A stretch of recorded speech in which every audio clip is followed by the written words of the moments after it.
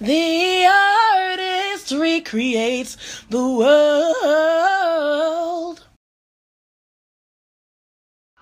Welcome to the Artist Recreates the World. I am with MissChris. Hi. MissChris, Chrismiss. Christina Bright. Christina Bright. Yes. Chrismiss Bright. Right. And I love your work that you're doing. I was just telling you earlier as we were talking, you have so much stuff. I had to write a list here. Usually I can remember, but that's great. I saw you at Art of Conversation. Yeah. I saw you at Moms Who Hustle. You spoke.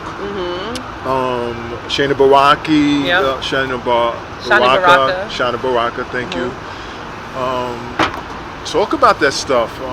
Talk about who you are. I love the title, the tag. Every day is Chrismiss. Just busting that whole orthodox traditional concept of what Christmas is. So hit him. Just hit him. So, a true artist. Who am I? What do I do? Let's see. Well, I've just never been a person, even as a child, who like rules. I always questioned rules, and I think it's because I grew up in an environment where all the people I loved were from different religious backgrounds. I'm mixed. I'm Black and Puerto Rican. My grandparents were Jehovah's Witnesses. My mom's parents, my dad's parents were Christian, Baptist. Wow. My father was Muslim. So at a young age, I was I was faced with like, okay, well, I love all of these people. All these people love me and care for me. How can one person be right? Ooh. And the other people be destroyed? So I was always like questioning the things that I was learning. That's yeah, and I took from every religion, even like Jehovah's Witnesses. People, it's the funny thing to say, like, oh, they knock on your door and, we want to ignore them. You hear it in rap songs. But for me, I used to go on field service with my grandmother. It's a very recent thing that I've started classifying myself as an artist.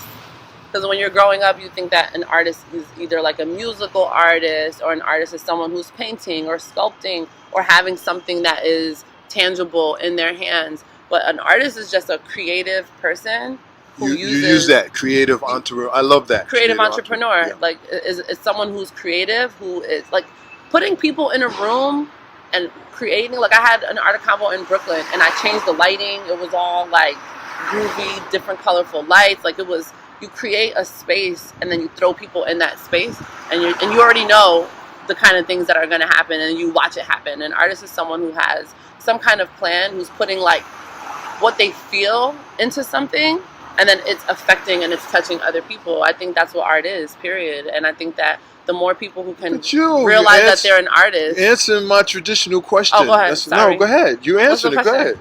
What is art? Oh, there you go. There you go. Art is just being able to touch people. Yes. Really.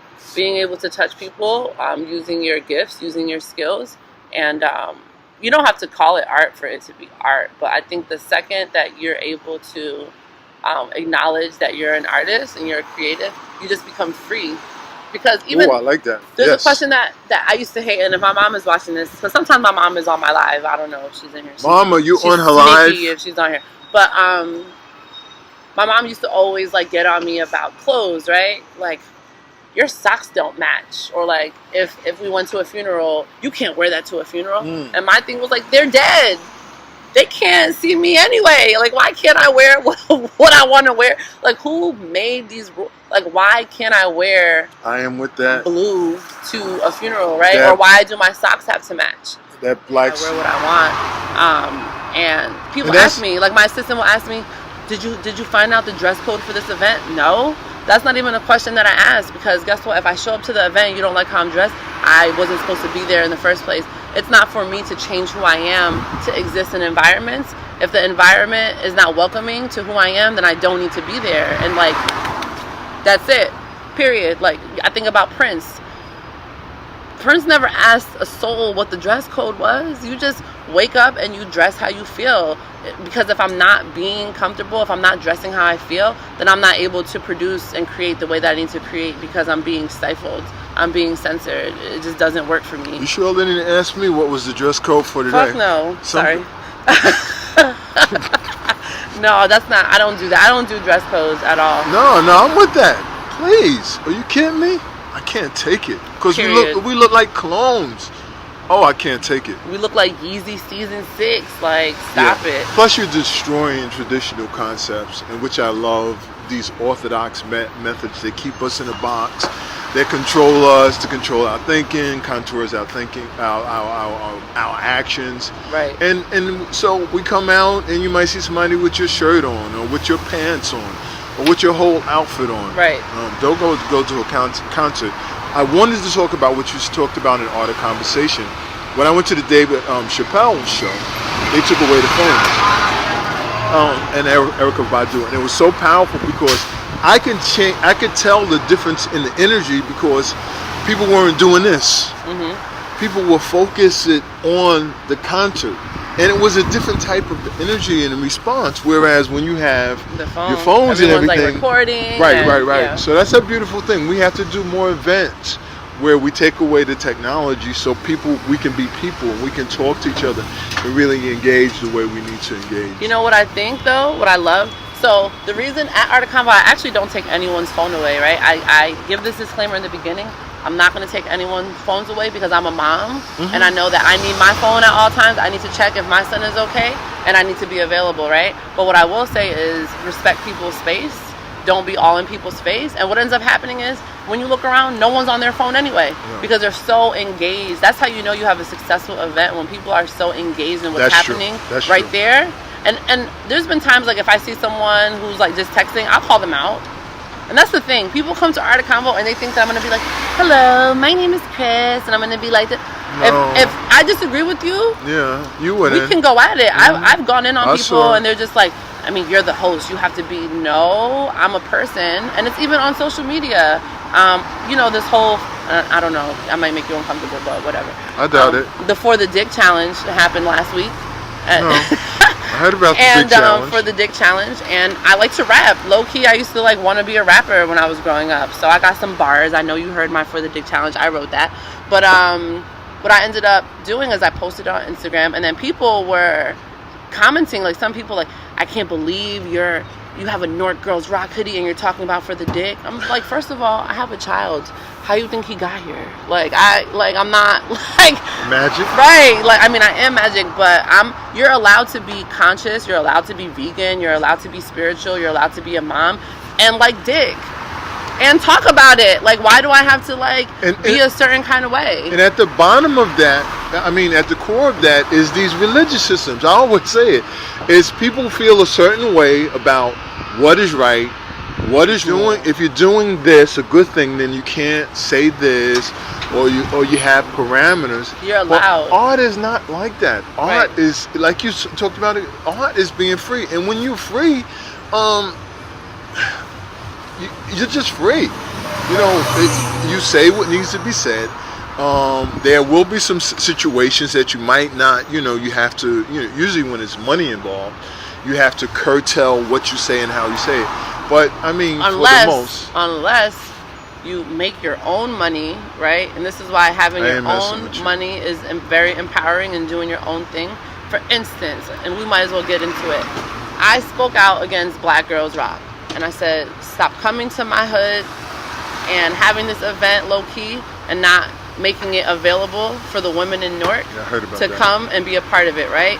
Don't have an event called Black Girls Rock, right? And then say, we're having this event because Black women aren't being acknowledged enough. You know, if you're not going to acknowledge us, we're going to do something for ourselves. But then come into a community filled with Black women and not acknowledge them. You're not going to do that. And I'm going to say something. Why? Right. Because I can. And some people were saying, like, are you afraid that BT's not ever going to want to work with you? Are you afraid that Black Girls Rock isn't going to like you?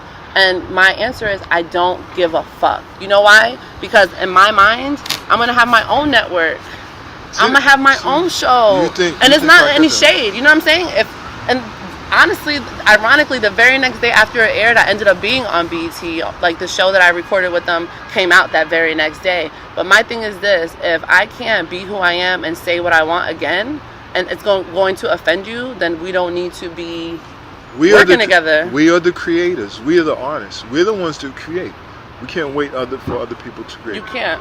So and I think it's people who speak up, right? People who everyone praises Colin. Not everyone, but mostly our people. Colin, he's kneeling, he's standing up for himself, he's standing up for us, and we applaud him, right? But how come when, as a black woman, as a brown woman, if I speak out against someone who looks like me, I'm wrong? Just because you look like me doesn't mean that I can't challenge you. Makes people feel uncomfortable. You have to be able to stand up and challenge someone. You can't be for women empowerment, and then when an empowered woman gets up and says, hey, I disagree with you, respectfully, I don't, let's make this better, I don't think that we're doing it right, you get offended, and that's not, we cannot be that way. I think that we need more people who are willing to stand up and not say, I can't say this or I can't post that because then this person might not want to deal with me. I mean, Jay-Z talked about it in Rap Radar. He was like, oh, fuck Nike. And not the brand. He was just saying like, hey, I think it was like, I forget, some basketball guy who came out with a shoe for his son and was charging like all this money. I know you took me. And he's like, I bought 3 pairs of them. Why? It's not because I like the shoe design. It's because someone had the balls enough to say, hey, I'm going to make this. I think that I'm worth this and I'm going to charge this and F whoever doesn't like it. Like yes, you have to pay to come to the Art of Convo. Yes, if you want a hoodie, you have to pay for it. Yes, because this is what I'm worth. These are my ideas and you have to put a price tag on it. People ask me all the time, when did you start making money? When I started charging. It's true. And I'm not rich or anything like that, but I'm starting to make money. Guess what? People are like, hey, you want to host my event? It's a good opportunity for you to network. It's a good opportunity for you to be visible. Yeah, but this is my fee. Right. Period. I'm done with every artist has to do things for free, but also we get so caught into that doing things for free that we don't realize it's us saying that we're not confident in ourselves and our abilities. We're not confident enough to say, hey, this is how much I want to charge. And I'm worth this. Yes, what I offer. I'm going to draw a picture on this and I'm going to sell this for $10,000. Do you want it or no? I'm not giving I'm not giving any discounts. I'm not taking any shorts. If you want it, cool, here. If you don't want it, you don't need it. Because guess what? When we walk on a car lot and we're like, hey, we want this car, and they're like, oh, it's $50,000, and we're like, oh, we only have 30. They're now like, okay. It's like, do you have the money or you don't have the money? And it's no love lost. It's an excellent point. No love lost. And you're speaking to me now, so. But thank you so much for sharing. I mean, this is like, but you're there, and just continue to do the work. Continue to be bold and outspoken. Always. And be you. I love that. I want to explore that other thing about religion, how your experience has shaped you, where those different religions didn't really break you, but they actually molded you into some person, to the person that where some people don't never get to that point where they realize that it's not this system or that system. It's find the thing that works for you, right, and then go for it. Abraham Lincoln has a quote, and he said, when you do good, something about doing good and being good, and that's your religion. Like, be a good person. Yes, I like that. Be a good person. I never heard that before. Yeah, I have to get the exact quote, but I remember it from like 5th grade history class or something like that. When I do good, I feel good, and that is my religion. I think that's the quote. That's and that's true. Like, we get caught up. Like, no one can tell me that I need to go to this brick and mortar church so that I can speak to God, or the only way I can speak to God is through another person. We literally know that God is in all of us. Why do I need to talk to you to talk to her or to talk to him when I can just have that relationship? Talk to her? Yeah, of course. Oh, my soul. Because we know God is a woman. No, that's right. She probably is. But here's the thing. So now, like, it's interesting because my parents are like color within the lines kind of people, and I think that when you have children, they either become you or they become the opposite of you. So sometimes they're just like, where did you come from? And I'm just like, I came from you. I just know that I want to do this. Like, you showed me how you did it, and there's some things that I take, there's some things that help strengthen me, and then there's some things that I challenge. And for the things that I challenge, I don't complain about them.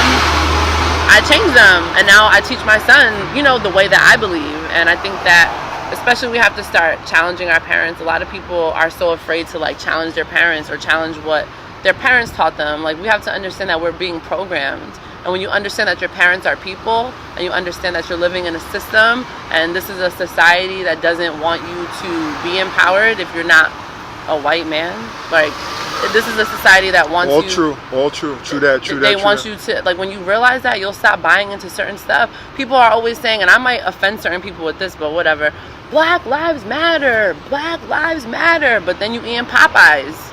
Oh. How? Ooh. How are you eating Popeyes and Black Lives Matter? Black lives don't only matter when they're killing us. Stop killing us. Stop killing ourselves, right? Like, Black Lives Matter with our health. And I'm going to say it, and I'm going to say it over and over again. We're eating ourselves to death. Period. It's true. So you can't expect other people to value us when we don't value us. You, like, it's, yeah. I could go on and on and on and on and on. That's why every day is Christmas. Every day is Christmas, yeah. It's follow Christina on MissChris. Chrismiss. I don't know what I want to go by because I like Well, what's Christmas. the Instagram? At Chrismiss. No, but what's the Instagram? At Chrismiss. It is a Christmas? Yes, CHRISMISS. Okay, yeah, follow her there. We're Great, recording, by the way. My live is probably like, what a... great what are you talking photography. about? Thank you. The Shout out to my blog. photographers, Brian, Tone, Miss Darius. I have a couple of photographers Nice, who are my yeah. homies, Gene and Rotation, and anytime I need to shoot, Great they work. come out. Great Yeah. work, y'all. The blog, the community work. I just love the brand. I mean, there's nothing. I mean, Get a hoodie. I told you. Newark, Brooklyn, Harlem. Don't be surprised you be on Vanity Fair and so many more other colors. It's coming. Covers. I feel it. So I know, feel it I in the appreciate air. you getting up this morning and shopping it up. Thank you. All right. All right, guys. Bye. Peace. We out. Was that a good live? Did you guys enjoy it? Keeping it real early in the morning. Now artists go recreate your world. Yeah.